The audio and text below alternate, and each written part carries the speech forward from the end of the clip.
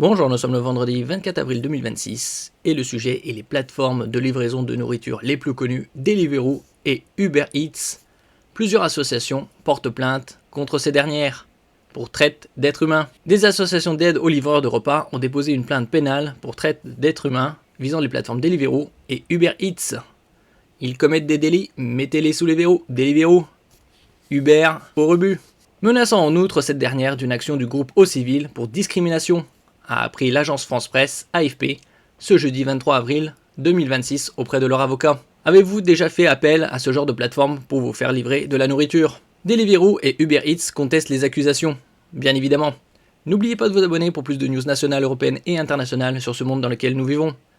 Des témoignages collectés partout en France nous permettent d'affirmer que les plateformes font des bénéfices très importants en exploitant la vulnérabilité de ces travailleurs, accuse Jonathan Luthil-Chevalier, coordinateur de projet à la Maison des livreurs à Bordeaux. Dans beaucoup de métiers, les gens se font exploiter. Uber Eats assure dans un communiqué que cette plainte que nous apprenons par voie de presse ne repose sur aucun fondement.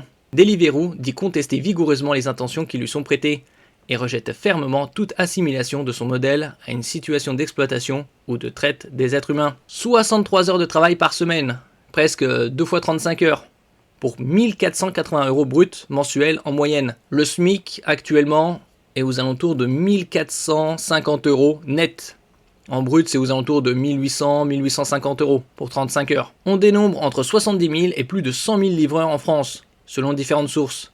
D'après une enquête menée en 2025 par Médecins du Monde, MDM et plusieurs centres de recherche auprès d'1 millier de livreurs, 98% sont nés à l'étranger. Combien d'entre eux sont des clandestins ?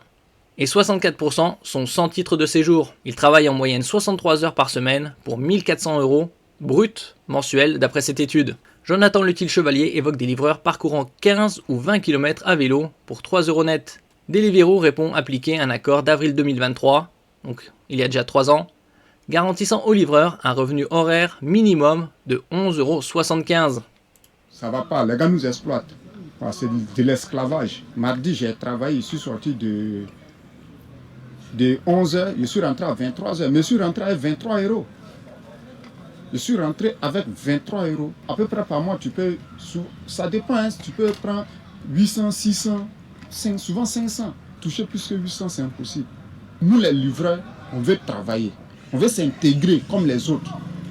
Aujourd'hui, ce qui se passe, c'est qu'on porte plainte contre les plateformes. Ces travailleurs sont précaires et nous, aujourd'hui, on pose la question que le business model de ces plateformes repose sur cette précarité. Cette plainte, c'est d'abord une action de groupe, une action avec différents collectifs de livreurs et d'associations. La plainte au pénal, c'est une plainte pour traite des êtres humains et l'action de groupe, c'est pour discrimination. On a des retours de ces livreurs depuis des années qui nous témoignent des abus des plateformes. Et ces personnes sont en situation de précarité, de fragilité. Elles n'arrivent pas à accéder au monde de l'emploi, au marché du travail, et donc elles se retournent par contrainte vers ces plateformes. Il n'y a absolument pas de volonté d'être auto-entrepreneur, d'être libre au travail, d'être flexible au travail. La réalité, c'est qu'elles n'ont pas le choix. Du coup, les plateformes, ayant bien compris que ces personnes n'avaient pas le choix, elles ont développé un business pour exploiter cette précarité. Des fois, on a des propositions où on a eu 10 km à 6 €. 10 km à 6 €, vous êtes obligé d'accepter. Parce que si vous n'acceptez pas, quelqu'un d'autre va le prendre. Il y a beaucoup de personnes qui sont dans les squats. Si on change la rémunération, et ça peut changer tout. Et la régularisation aussi pour les 100 titres de séjour, c'est les deux choses qui peuvent changer tout. Notre premier espoir, c'est que les plateformes se saisissent de cette plainte et changent leurs pratiques. Depuis 10 ans, il n'y a rien pour réguler cette activité. Et donc les plateformes ont un sentiment d'impunité. Il faut voter un cadre légal, il faut voter une loi. Et nous espérons que le gouvernement va se saisir de ce sujet pour inscrire en sujet prioritaire l'urgence de faire une loi pour réguler ces plateformes et leurs pratiques abusives. Une directive européenne a été votée par les pays européens et cette directive, elle doit être transposée en droit français d'ici la fin de l'année 2026. Nous espérons que le gouvernement va faire une transposition à la hauteur. Tout simplement, que cette transposition de la directive européenne soit qualitative, protectrice des travailleurs et surtout qu'elle puisse dire aux plateformes « la fête est finie depuis 10 ans et maintenant on va réguler, on va contrôler, on va évaluer la manière dont vous avez construit ce business ».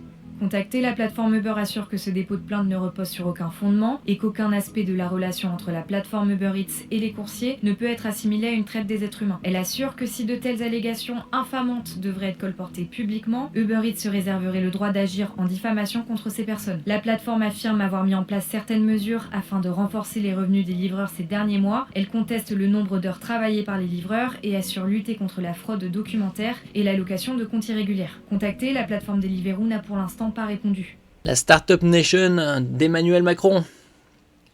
Discrimination algorithmique. Il dénonce une discrimination basée sur la vulnérabilité économique, mais aussi sur une discrimination algorithmique, autrement dit l'attribution de courses ou la fixation des tarifs à un système automatique opaque, explique Maître Laforcade. En l'absence de réponse satisfaisante sous 30 jours, l'action de groupe sera portée devant le tribunal judiciaire de Paris et si la responsabilité de la plateforme est reconnue, les livreurs pourront rejoindre le groupe et bénéficier de la réparation décidée par le juge. Détaille l'avocat qui espère créer une jurisprudence. Personnellement, j'ai jamais fait appel ni à Deliveroo ni à Uber Eats. Les nombreuses études et alertes sur le fonctionnement des plateformes ne les ont absolument pas incités à changer. Bon, ça fait déjà pas mal d'années qu'il y a du bruit autour de ces plateformes, Uber Eats, Deliveroo, en ce qui concerne l'exploitation humaine. Elles ont un sentiment de totale impunité car elles n'ont pas de cadre légal, déplore le coordinateur de la maison des livreurs qui appelle à un changement réglementaire. Donc comme on l'a vu précédemment, selon une étude menée en 2025 par Médecins du Monde et plusieurs centres de recherche, auprès d'1 millier de livreurs, quasi la totalité sont nés à l'étranger et 2/3 n'ont pas de titre de séjour. Merci pour votre écoute et à la prochaine.